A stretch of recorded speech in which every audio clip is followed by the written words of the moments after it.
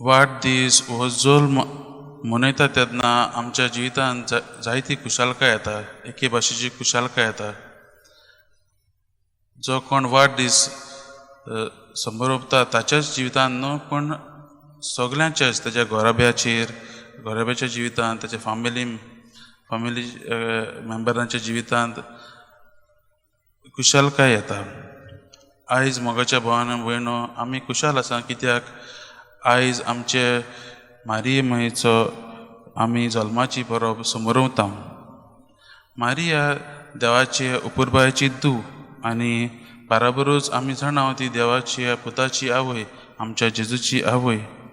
अरुंबाक थावन मोगाच्या भावान भयणो देवा बापान मारयेक विंचून काडली.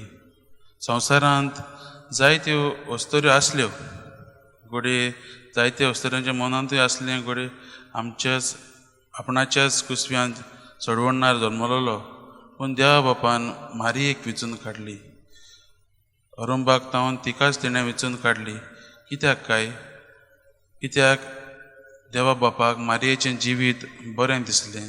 कित्याक देवा बापान मारयेची ल्हानविकाय, मारयेची कालतिकाय पळोवन घेतली आनी तिका आपल्या पुताची आवय कशी ताणें मानून घेतली आनी विंचून काडली.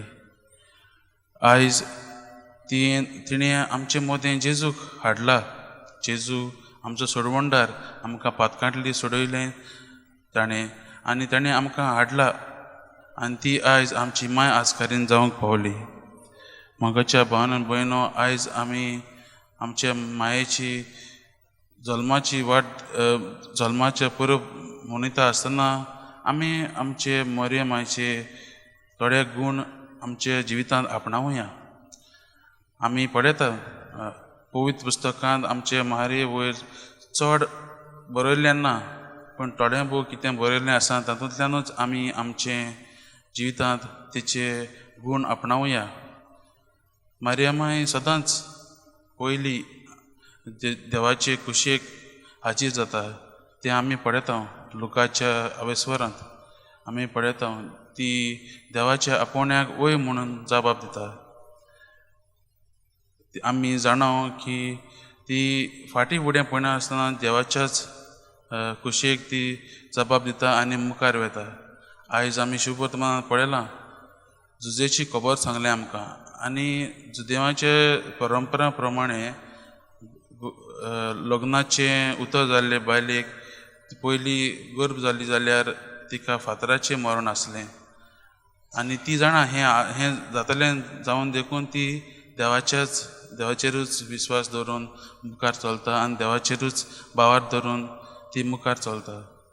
ती जाणा आपणाक देव ह्या परिस्थितींतलो सोडयतलो म्हणून, आनी देव बाब तिका पळयता. ताका लागून आमी होच तिचो विस्वासाचो गूण आमच्या जिवितांत आपणावंक गरजेचो. मारयेक घोडे संवसारांत जायतीं सपनां आसलीं घोडे तिकाय कितें जावंक जाय आसलें, पूण देवाचेच कुशेक ती हाजीर जाता आनी आपलीं सगळीं सपनां ती विसरता आनी आयज ती आमकां जेजू ह्या संवसारांत घेवन येता.